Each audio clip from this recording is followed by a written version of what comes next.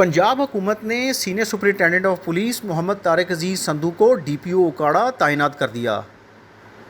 طارق عزیز سندھو اس سے پہلے 1 سال سے زیادہ عرصہ ڈی پی او قصور تعینات رہے۔ ڈی پی او آفس پہنچنے پر پولیس نے گارڈ آف آنر پیش کیا۔ نئے تعینات ہونے والے ڈی پی او نے ایس ڈی پی اوز اور ایس ایچ اوز کو پالیسی گائیڈ لائنز بھی دے دیں۔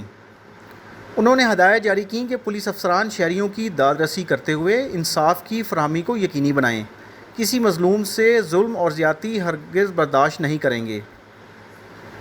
انہوں نے مزید آرڈر جاری کیا کہ پولیس افسران منشیات فروشوں کے خلاف بھرپور کریک ڈاؤن کریں۔